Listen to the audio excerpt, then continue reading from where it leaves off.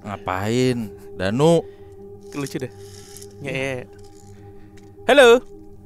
Balik lagi di YouTube Podcast Malam Kliwon. Yes. Ini saya lagi nyari ceritanya yang mana sih? Oke. WA. Oke, kita lanjut cerita ya, teman Kliwon ya.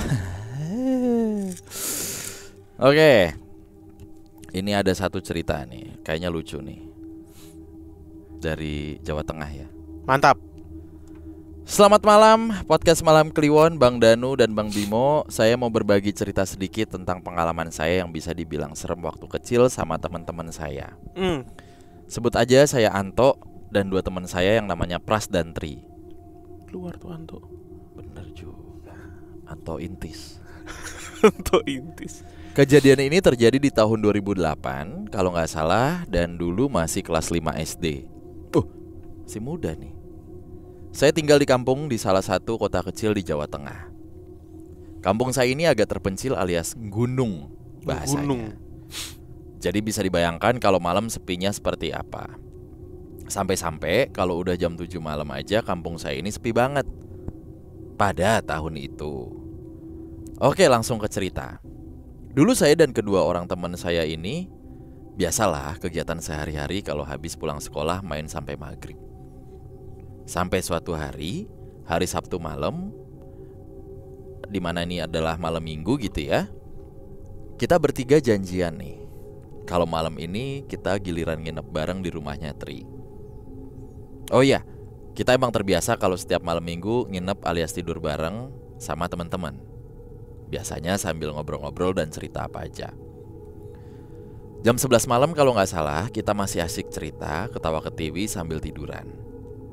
Nah, sampai suatu saat kita bertiga mendengar orang ngedumel sambil bersenandung gak jelas gitu bang dari luar. Kita bertiga bengong sambil lihat-lihatan. Kita kira itu adalah ibunya si Tri, teman kita nih. Sampai dipanggil sama Tri, Bu, tapi gak ada jawaban. Jadi FYI, rumah kita ini dulu dindingnya masih terbuat dari seng yang dikasih rangka kayu. Jadi suara orang itu terdengar jelas dari dalam. Gak lama kemudian kita juga mendengar orang lagi nyapu, sek, nyapu pakai sapu lidi gitu. Sampai suatu ketika orang itu bersuara, "Yu, kok kowe orang layat nggonku to Yu?" Yang artinya, "Mbak, kok kamu gak ngelayat ke rumahku mbak?" Wah, udahlah sampai kita bertiga ketakutan. Sampai si Tri teman saya tuh teriak manggil ibunya. Ibu bapaknya keluar kamar dan bertanya, "Kalian ini kenapa teriak-teriak?" Si Tri ngejawab sambil ketakutan, "Itu bu, di luar ada orang nyapu sambil nyanyi-nyanyi." Dilihatlah keluar sama bapaknya Tri, tapi gak ada siapa-siapa. "Udah kalian tidur aja, udah malam gini masih aja ketawa-tawa," suruh bapaknya Tri. Keesokan harinya kita biasa ngumpul main bola bareng lah. Kata Tri yang gak sengaja ngedengar percakapan ibu dan bapaknya, mungkin itu adalah arwah Mbok Yem. Mbok Yem ini tetangga kami yang meninggal karena sakit 2 hari yang lalu. Karena memang ibunya Tri lagi jualan di pasar pas Mbok Yem meninggal, dan karena menurut budaya di kampung kami, yang paling berkesan adalah tetangga terdekatlah yang pertama melihat atau melayat ketika ada seseorang yang meninggal. Sekian dulu bang. Anjir. Mungkin itu aja yang bisa saya share ke semua teman-teman Kliwon. Sukses terus podcast Malam Kliwon. Kliwon, Mbak Imwong kali ah. Terima Tiger kasih. Wong. Amin. Oke. Jadi Ibu Tri ini tidak melayat ke Mbok Yem ketika Mbok Yem meninggal. Karena dia lagi jualan di pasar gitu ya. Terus sosok yang dicurigai seperti Mbok Yem ini protes gitu ya. Protes. Iya, serem anjir. Bukain. Ya udah nih. Males ya. Lu gak layat gue besok. Lah kok besok? Taunya orangnya masih beneran ada. Masih ada. Lo ngomong apa? Iya. Iya. Goblok kayak masih hidup padahal. Iya. Yuk. Yuk. Ya yuk. Ya yuk. Ya yuk. Yuk. Cil. Takut. Cil. Lagi balik ke Pamulang kan naik motor kan. Cil.